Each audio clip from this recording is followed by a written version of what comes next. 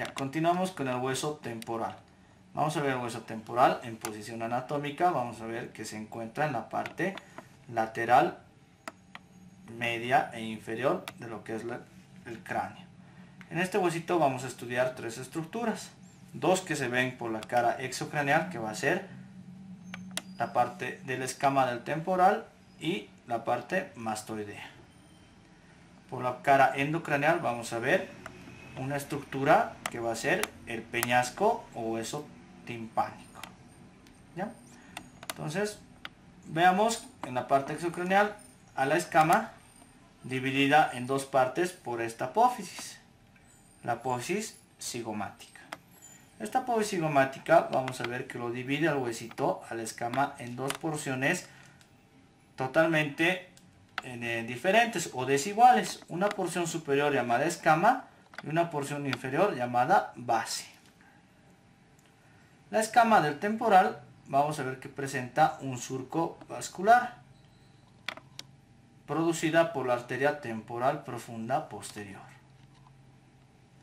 La parte basal vamos a ver que tiene una gran cavidad, la cavidad glenoidea. Esta cavidad glenoidea se caracteriza por estar dividido por una cisura, la cisura de Glaser, también llamada tímpano escamosa.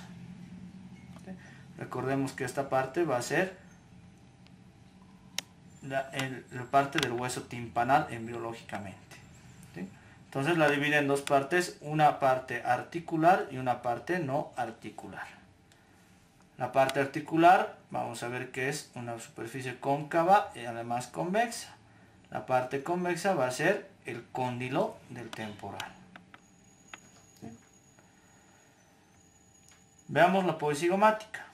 Esta apófisis cigomática, caracterizada por tener una porción unida al hueso o base y una porción libre, o también llamada apófisis cigomática propiamente dicha. La porción unida al hueso o base representada por dos raíces, una raíz transversal o cóndilo del temporal y una raíz longitudinal. Esta raíz transversal y raíz longitudinal van a dar origen a dos tubérculos, el tubérculo cigomático anterior y el tubérculo cigomático posterior. Vean que la línea o la raíz longitudinal continúa con lo que se llama la línea suprameática o línea temporalis, que va a ir hasta la incisura parietal, donde dividimos la escama con la mastoides. La incisura parietal. ¿Ya?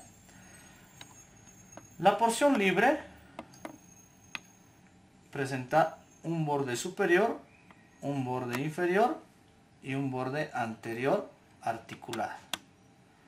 El borde superior nos va a servir para la inserción de la aponeurosis del músculo temporal. ¿Sí? Que viene aquí todito el músculo temporal, la aponeurosis.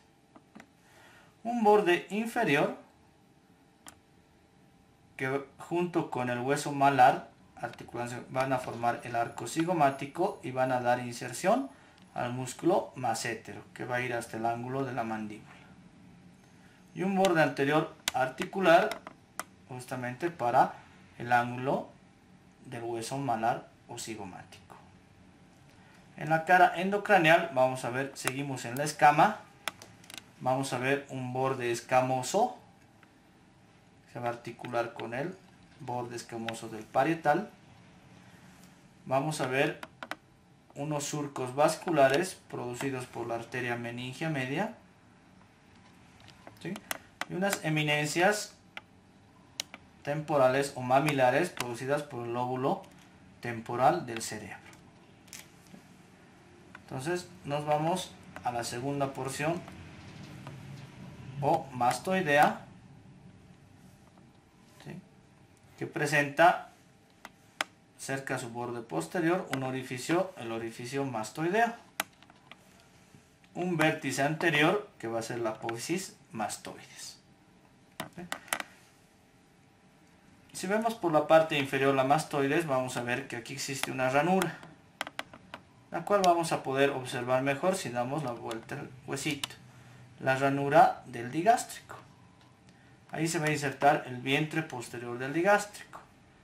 Recordemos que el digástrico es un músculo que tiene dos vientres, por eso es di. El vientre posterior va a estar acá y el vientre anterior en el borde de la mandíbula. Inferior a eso encontramos la eminencia yuxtamastoidea. Aquí no se observa muy bien, donde encontramos un canal por donde va a pasar la arteria occipital. ¿Sí? En la cara endocraneal de la mastoides, vean un canal grueso. ¿Sí? El canal del seno sigmoideo o canal del seno lateral. Y además el orificio del conducto mastoideo que se abre en la cara interna. Un borde que va a articularse con el parietal y además con el occipital. Endocranealmente habíamos dicho que encontramos la porción petrosa, o también llamado peñasco, porque hace referencia o la similitud a una piedra. Si colocamos en posición anatómica al temporal, vamos a ver que tiene dos caras internas y dos caras externas, que las podemos ver si damos la vuelta el huesito. ¿Sí? Las caras internas, acá vamos a ver que son las superiores, anterosuperior y posterosuperior, divididas por un borde, el borde superior del peñasco. ¿Qué encontramos en la cara anterosuperior? Encontramos una eminencia, fíjense, en forma de arco, la eminencia arcuata. ¿Sí? Esta eminencia arcuata, al hacer un corte del peñasco, vamos a ver que está determinada por el conducto semicircular superior. Hacia adentro vamos a encontrar con una cisura. ¿Sí? La cisura petroescamosa superior, o también llamado el techo del tímpano, el tegmen tímpani. Hacia el vértice vamos a encontrar una fosita. ¿Sí? Esta va a ser la fosa del ganglio trigeminal, o ganglio de Gasser, o ganglio de Meckel. ¿Sí? El ganglio del quinto par craneal. Un poquito inclinamos el huesito y vamos a encontrarnos con la porción posterosuperior. La posterosuperior, habíamos dicho que aquí está la eminencia arcuata, entonces la eminencia subarcuata. ¿Sí? En la eminencia subarcuata vamos a encontrar un orificio, ¿sí? Que es el orificio del conducto petromastoideo. También nos da referencia un orificio, el conducto auditivo interno, poro acústico interno, por donde va a pasar el séptimo par craneal, que es el facial, el octavo par craneal, que es el vestíbulo coclear o auditivo, y el intermediario de Breisberg o intermediario. ¿Bien? Por debajo una fosita en forma de uña, la fosita unguial, ¿sí? Donde se va a abrir el orificio del acueducto del vestíbulo. Estas dos estructuras van a ser las caras superiores o endocraneales del peñasco.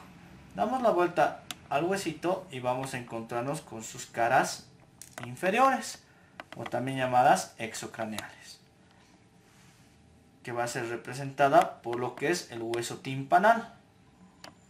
¿Sí? Miren que el hueso timpanal le va a formar la pared anterior del conducto auditivo externo, por donde va a pasar aire, el sonido. ¿Sí? Esta porción no articular de la cavidad glenoidea o hueso timpanal va a dar dos prolongaciones, una apófisis vaginal, que le va a hacer como una sombrillita a la apófisis estiloides, y una más inferior, la apófisis tubárica. Vamos a la cara posterior inferior y vamos a encontrar diferentes estructuras. Algo que nos llama la atención es esta gran apófisis, la apófisis estiloides. Esta apófisis estiloides se caracteriza porque aquí se inserta el ramillete de Stilio o ramillete de Riolano, donde se van a insertar 3 músculos y 2 ligamentos. El músculo estilofaringio, el estilogloso y el estiloioideo. Y los ligamentos estilomaxilar y estiloioideo. A eso van a denominarse el ramillete Stilio. Habíamos dicho que esto es la apófisis mastoides. Entre apófisis mastoides y apófisis estiloides, miren un orificio. El orificio estilomastoideo, por donde va a salir el séptimo par craneal en su recorrido extrapetroso, que va a ser el facial. ¿Bien? Por debajo y hacia anterior vamos a encontrar una carilla, la carilla yugular. Esta carilla yugular va a articularse con la apófisis yugular del occipital. Hacia adelante una fosita, la fosa yugular, que encontramos en la parte interna un orificio pequeñito llamado el ostium introitus, por donde pasa un ramito auricular del 10º par craneal o neumogástrico. Hacia adelante vamos a encontrar un orificio, el orificio carotidio, por donde va a pasar la carótida interna. ¿Sí? El orificio inferior, que va a abrirse a nivel del vértice del peñasco, ¿sí? También llamado el sifón carotidio. Entre este orificio carotidio y la fosa yugular se encuentra un orificio alargado, por donde va a pasar el nervio timpánico o de Jacobson. Y a nivel de su vértice una superficie rugosa, que va a ser la apófisis petrosa, donde va a insertarse el músculo peristafilino interno.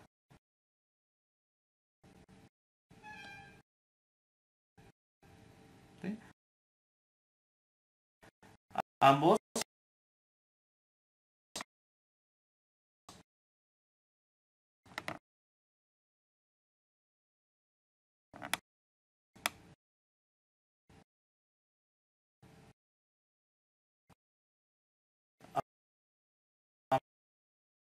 ambas porciones inferiores, antero inferior y posterior inferior, divididas por el borde inferior